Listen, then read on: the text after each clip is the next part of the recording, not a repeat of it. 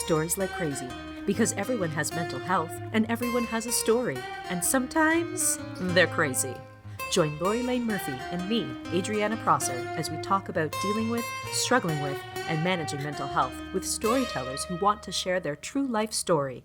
Get in the conversation with us and talk to us on Facebook and Twitter, and subscribe on YouTube. Now, let's smash some stigma. This week we talked to Jordon and the intersection between mental health and being a father. Here, let's have a listen.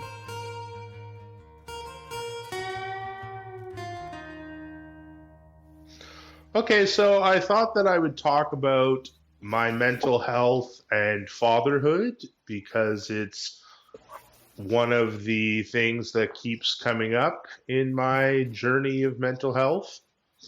At the very beginning of fatherhood, I was in a really bad place mentally, deep depression, and I was sort of trying to shine it on and be there and experience fatherhood the way people are quote unquote supposed to experience fatherhood, the overwhelming joy and the connection and the love and all of that. And instead of that, even from literally the moment that he birthed forth into this world, I felt nothing. I felt nothing but just deep depression, just a deep sense of like, this is not what I thought it was going to be, and I don't know how to respond to this, and I don't know how to make myself feel what I'm supposed to feel. And I tried really hard. Literally within the first 10 minutes of him being born, I put out this Facebook message and I said, he's here, he's really, really here. And even as I was writing that, I was like, why am I pretending to be excited here? This is such a lie. And I got to go home that day. We had to stay at the hospital, but I got to go home for a few hours and I got to get some sleep because we'd been up for 30 some hours. And I got to get some sleep. And normally, I suppose, quote unquote, normally, a new father would be, go grab a little bit of sleep and then bound right back to the hospital because their bouncing baby boy was just waiting for them and their wife was waiting for them and they just wanted to do the family thing. And I stayed at my home and slept for 6 hours, and people were waiting for me at the hospital, and I was just like, I can't do this. I'm not prepared to do this.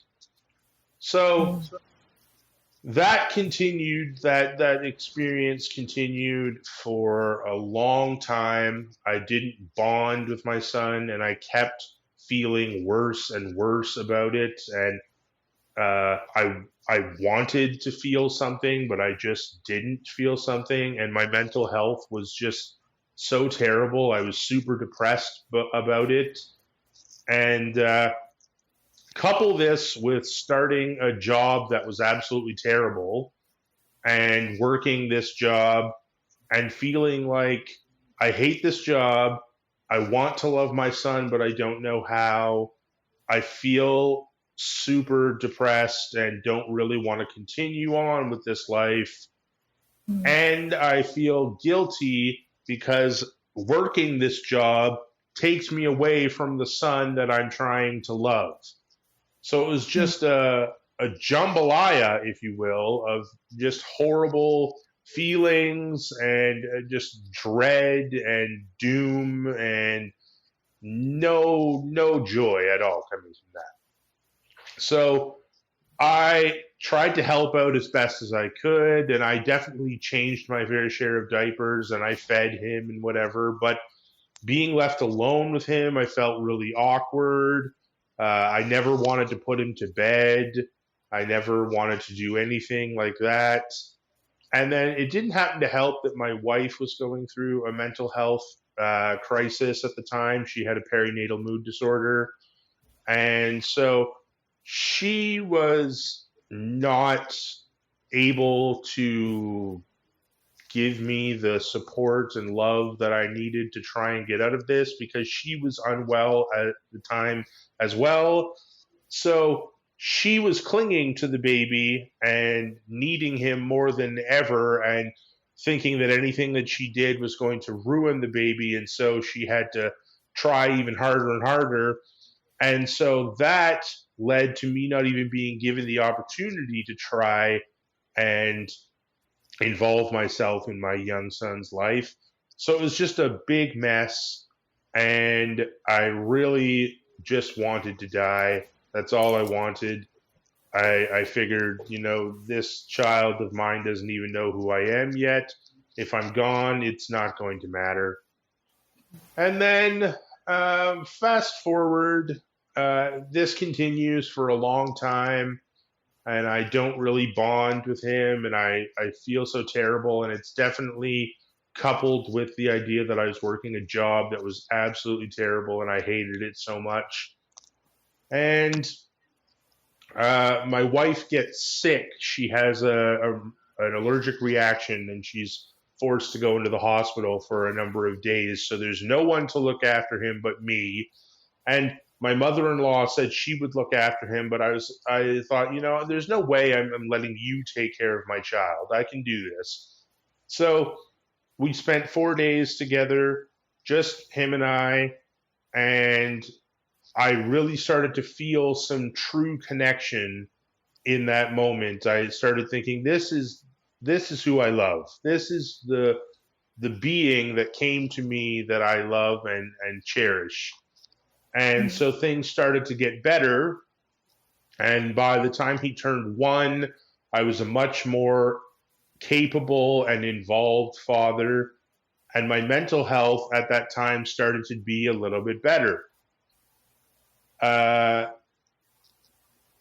Cue about a year later, I'm still working that terrible job. I'm trying very hard to be a good father. And I go into the deepest depression I've ever been in my life. I thought about nothing other than dying every single day. I started thinking of ways to take my own life, if my child would be upset if I took my own life, spending days upon days in my bed, not doing anything, not moving, not going anywhere, just getting up every once in a while to use the bathroom and get a drink and go back to bed. And this was when I started to take care of Dax, my son, on a more regular basis. And I realized that when I'm with him, I'm much happier and I can handle life a whole lot better. And so this is when I approached my wife about being a stay-at-home father, not working the terrible job that was causing me to want to die, and being with Dax full time. And that was at the beginning of 2017. And I have been a stay-at-home dad ever since. Now, while I haven't experienced depression like I did in that terrible period at the end of 2016 up until the beginning of 2017, I haven't been that low since then. I've definitely been depressed, gone through depressive periods, and it's made it difficult because I want to be a stellar father, because I realize that I love my son more than anything in the entire world, and that I want to be there for him. And so it's been a little bit difficult in those times. But what I find to be even more difficult is because I am bipolar, my mania expresses itself not as the typical manic energy where, you think you can do everything and you're super productive and you don't sleep and you do things that are out of character and so on and so forth. It now expresses itself in the form of righteous anger, just extremely quick to trigger anger, getting very upset, yelling, uh, rage. It's just terrible. And so, being a father with a child who is precocious and, as we have found out in recent years, is an ADHD, uh, living with ADHD child, um, there's moments that are triggering, that are difficult. And when I'm experiencing a manic episode of righteous anger, it's very hard to be a good father because I have gotten very angry at Dex and I have yelled at him and I have said things that are absolutely terrible. And I apologize to him profusely over and over and over again. But it makes me feel terrible. And I think back to times when I have been extremely angry with him and yelled at him and made him feel scared and made him feel possibly unloved. And I think back to those times and I think, you're a rotten human being and you should not have your son based on that. But coming back and thinking about what I've gone through and what I am going through and how my mental health is part of this, it makes me think I can be there for him and I need to be the best I can be each day and make up for anything that I have done in a previous day. And I need to show him that while daddy sometimes gets mad and yells, daddy is there for you at all times. And daddy would never hurt you. Daddy would never leave you. Daddy would never abandon you. Daddy is here for you. That's, I'm a little bit choked up because I know that feeling being a parent also with struggling with mental health issues. But I think one of the biggest takeaways I get from your story is the self-awareness that you have, which I think self-awareness is what helps us to manage and to navigate the really dark times, because when you're in a dark time, you know you're in a dark time, if that makes sense. Absolutely. And if you know you're in a dark time, you also know that a light time will come. It's just sometimes not identifiable when that time will come.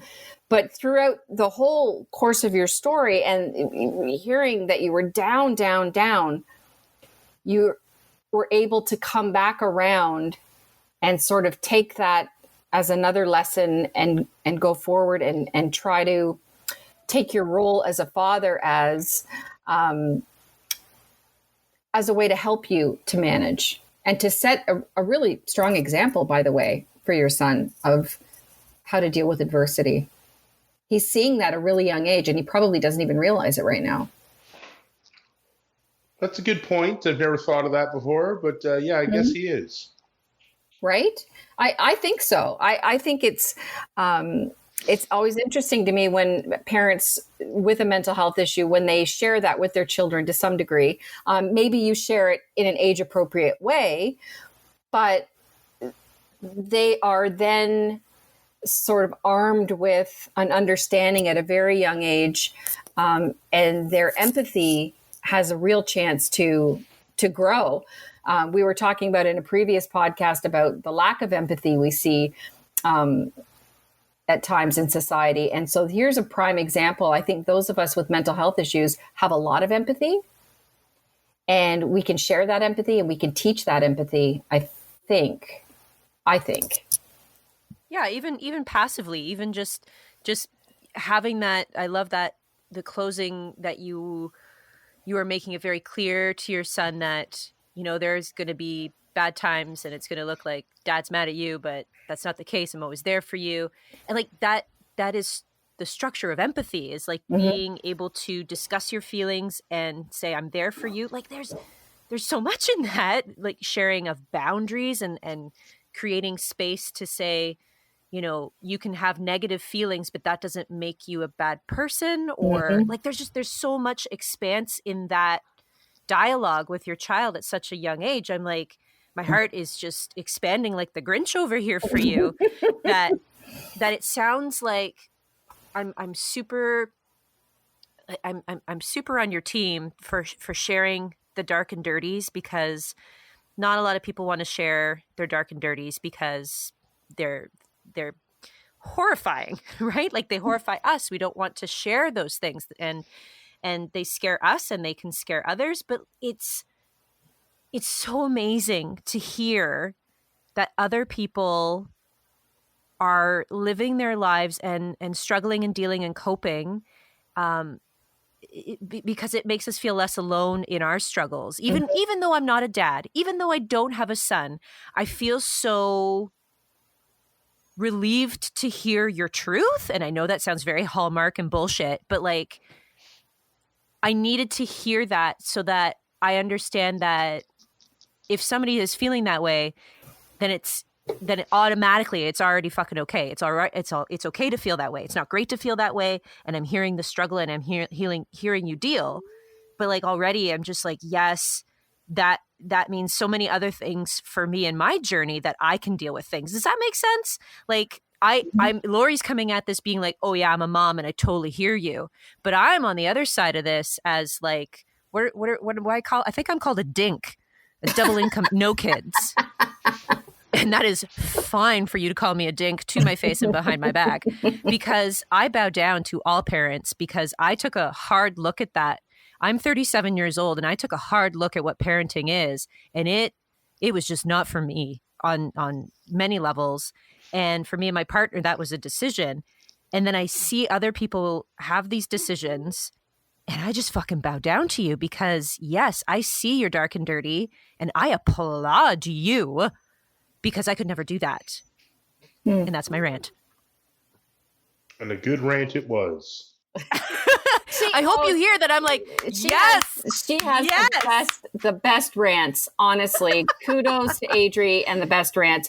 But it's so, and you were concerned, Jordon, about sharing the story, and I knew this would be a great platform for you. How do you feel? I feel good. I feel like I got to share something that not a lot of people share. And it's helpful. It's helpful. It's so helpful. And I think just that we all know dealing with different mental health struggles, as Adri said, you can feel alone. It can be very isolating. You feel like you're the only one. Nobody can understand. And when we hear stories like yours, which is the reason we do the fucking podcast, is so that people don't feel alone. And as dark and dirty as it gets, we're down there with you, and we're listening to you, and we hear you. And it's just so powerful.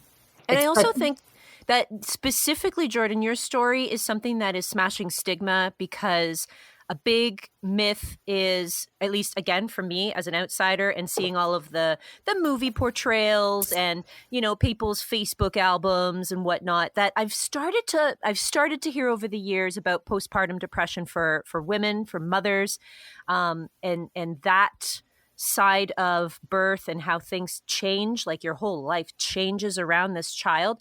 But I seldom hear about the struggles of the father. Mm-hmm. Yeah. And I don't know, I feel like that's not something that's really portrayed a lot. And I think giving light to the fact that it's like, no, I'm over here too, please. This is hard for me too. Yeah. Yeah. That is a huge, like, it's a really valid voice to have out there, because I don't hear it very often. So thank you. Thank you. Yeah. My pleasure. Thank you so much, Jordon. And honestly, thank you for sharing that part of your story. I know you've got lots of stories, but that took a lot of courage, and you made our podcast better for it. So thank you. And yeah, that's Digital high fives, man. Digital high fives all around. Absolutely. Yeah. Thanks for listening. If you want to join the conversation, and we hope you do, come find us on Twitter and Facebook, and you can subscribe on YouTube. That's it, Stigma Fighters. And remember, your story isn't over yet, and we want to hear it.